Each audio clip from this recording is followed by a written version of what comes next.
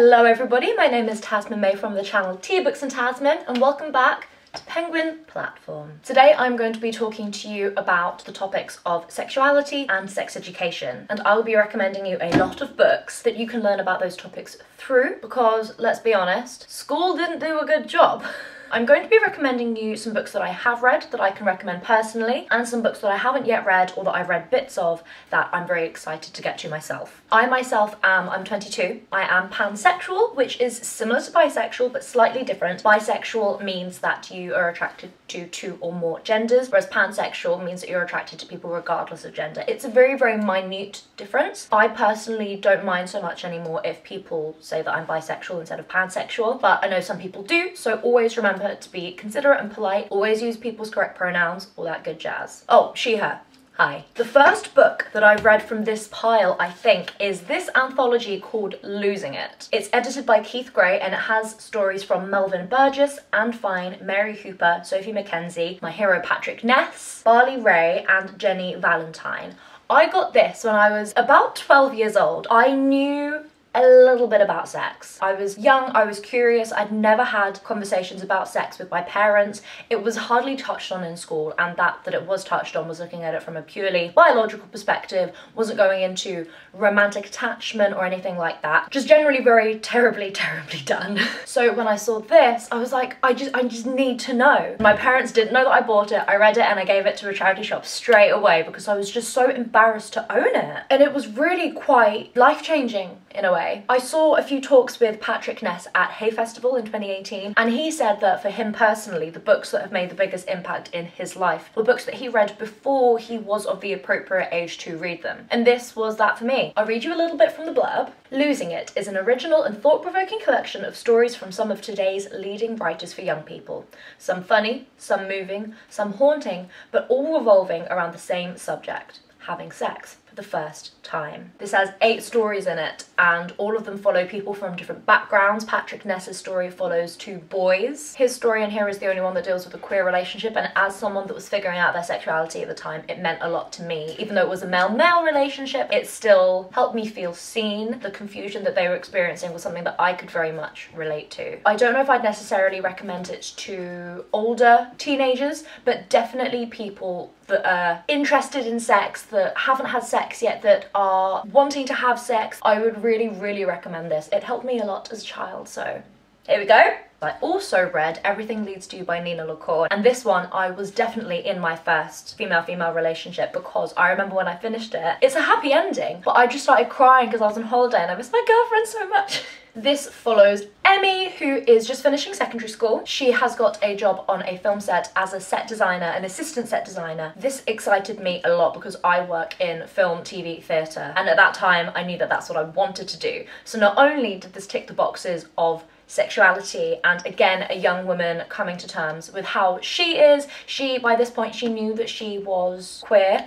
I don't remember there being any labels specifically. Emmy had a girlfriend before the book starts, and it deals very realistically with the complications of how you feel when you've ended a relationship, as well as, of course, having the film set side. The story kicks off when Emmy goes to an auction at the house of a recently deceased Hollywood star. She is going for work to try and find some bits and bobs for the new set, but then she picks up a vinyl for herself, and in the vinyl she finds a letter from the recently deceased Hollywood star talking about a illegitimate child and how he wanted to reach out and help her, and how there was like a trust fund or something. He wanted the money to go to the girl, but because it was in Emmy's vinyl, it clearly hadn't wound up in the hands of the people that it needed to. So she takes it upon herself to find this illegitimate child and make them a multi-millionaire. Young teenage queer me felt very seen in this book. And also, Emmy is biracial. I believe she's part white, part black, and that isn't a big plot point at all, just happens to be a thing, and it's very tactfully and well done. The other Nina LaCour book I want to recommend is We Are Okay. This primarily deals with grief. Again, it's stunningly written because it's Nina LaCour, so of course it is. It follows Marin, who is just about to go off to university, and her grandfather, who is the person that raised her, dies, and it follows her as she leaves everything behind, moves across America to go to her new university. The book itself takes place over Christmas, and it bounces back between then and her falling in love with her best friend, her female best friend. This deals with grief incredibly well, friendship incredibly well. The relationship between Marin and her best friend's parents as well is beautiful, and generally everything and anything by Nina LaCour you should read. Now we're on to some books that I've read this year. I have here Heartstopper by Alice Oseman. I have currently lent out book 1, well volume 1, to a friend, so I have 2 and 3, and then Alice Oseman also has little novellas, one of which is called Nick and Charlie and the other one is called This Winter, which just came out. I love these so much. The art style is absolutely beautiful. It follows 2 teenage boys a year apart in school, set in England. The high school setting, well, secondary school setting, is exactly what I experienced. So if you are from another country and want to see what school is like in the UK, absolutely read these because it is spot on. At the beginning of volume 1, Charlie already knows that he's gay. Nick doesn't. He plays football and he's very like laddie, and they start catching feelings for each other, and then it's just like the cutest thing in the whole entire world ever. It's such a feel-good, comforting, happy queer story that also deals with a lot of incredibly intense topics. The families all have different reactions, their friends have different reactions. In, I believe, volume 3, it starts to deal with eating disorders as well. There is another side character that is a trans female. You have a lot of incredibly diverse characters from all sorts of different racial backgrounds too. And also volume 4, I believe, is coming out in May 2021, so get your hands on these. This next one is the final of the fiction books that I'm going to be recommending, and this is Wilder Girls by Rory Power. Now this is very different to the others because sexuality isn't the main point of the story. I actually read it at the beginning of lockdown and found it personally very comforting because this deals with a pandemic, with a virus. It follows a girls' school on an island that has been in lockdown for, I believe, 2 years by the time the book starts because an outbreak of a disease has occurred, and it gives them physical problems, deformalities. People die from it or they get incredible, painful bodily things. And 2 of the girls have feelings for each other and like kiss and stuff. I love it. It's not about sexuality, but I feel like it's important, like We Are Okay by Nina LaCour, to also read books that aren't just about being queer, where you have books where there is a story, there is a plot that is completely separate, and the main character or side characters happen to be queer as well. Now this one is the final book that I've read in its entirety. This is an adult non-fiction memoir, and this is Why Be Happy When You Could Be Normal by Jeanette Winterson. Now this is the memoir by her, but she's most famous for Oranges Are Not the Only Fruit, which came out about, I want to say 30 years ago now. And this is a fiction book, very heavily inspired by her childhood. The main character is called Jeanette. She is also adopted into an incredibly religious family, and she's also discovering the fact that she is a lesbian when she's a 16-ish-year-old girl and has for her whole life been told that she's going to be working in the church. I read this one first and is one of the best books I've ever read in my entire life. This follows Jeanette's whole life. They are such powerful and important books, and the religious aspect that these books deal with is something that I don't think is touched on in any of these other ones too. Oh, that's a lie. I have one other book that deals with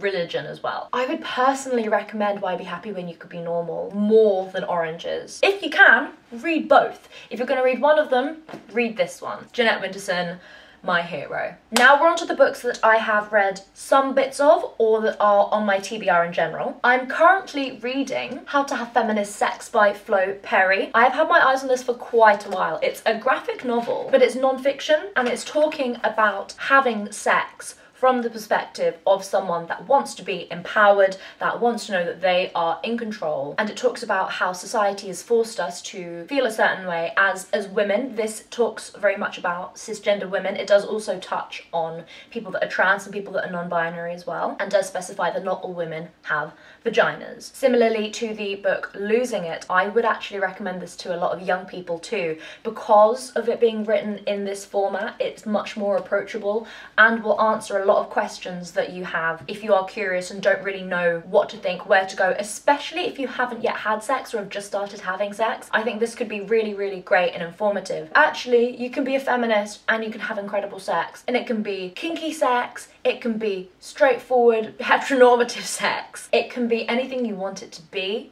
and you can still be a badass, powerful feminist bitch. I have a couple more non-fictions. This is the Stonewall Reader, edited by Edmund White, and it's edited by the New York Public Library. Something that I love about this edition is that it is a Penguin classic, but then they decided to do this, which is just excellent. For the 15th anniversary of the Stonewall Uprising, an anthology chronicling the fight of LGBTQ rights in the 1960s. Drawing from the New York Public Library's archives, the Stonewall Reader presents a collection of first accounts, diaries, periodic literature, and articles from LGBTQ magazines and newspapers, chronicling the years leading up to and the years following the Stonewall Uprising, the most significant event in history for the gay liberation movement, and the catalyst for the modern fight of LGBTQ rights. Spotlighting incredible activists like Sylvia Rivera, co-founder of the Street Transvestite Action Revolutionaries, STAR for short, and forgotten figures like Ernestine Eckstein, one of the few out African-American lesbian activists in the 1960s,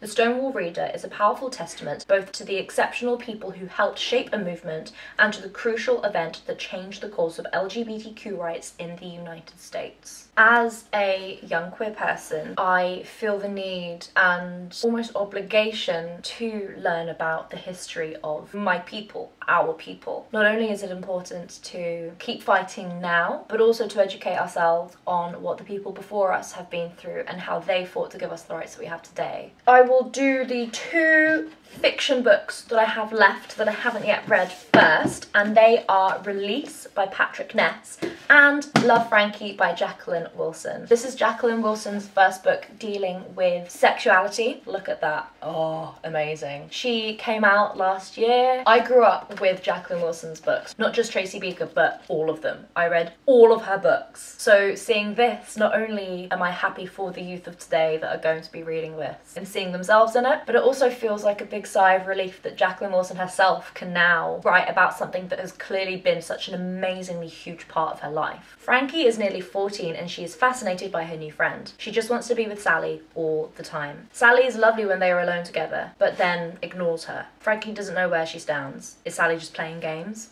Having Sally around helps Frankie feel stronger about her mum's MS and her dad's new girlfriend. As the girls grow closer, Frankie's feelings deepen and she realises she wants to be more than just friends with Sally. But when everyone at school finds out their secret, things begin to unravel. Does Sally love Frankie back? Did it mean anything at all? I'm so excited to read this. This honestly is the book that I think I needed as a child. After reading Lola Rose, I ran away from school when I was in year 6 because I wanted to be like, I have a really, really good home life. I had no reason to run away from home, but I did because of Jacqueline Wilson. Don't do that. That just shows the impact that Jacqueline Wilson's books had on me as a child. And I feel like reading this is going to make me feel incredibly nostalgic, and I'm so happy that it exists for young kids like me to be able to read this and not feel alone. Especially to be written by someone as incredibly well-renowned and looked up to as Jacqueline Wilson. She's done such an incredible thing for the kids of today by writing this. Now, Release by Patrick Ness I wanted to mention because this is a male-male romance, and it's about, what's his name? Blah, blah, blah, blah. Adam. He's had lots of relationships with men before, well, boys, he's a teenager still, and he's from a very, very religious background. Patrick Ness mentioned himself that this book was a passion project for him. He wrote the book that he wished that he'd read when he was 16. Not only does this deal with religion and sexuality, but it also has a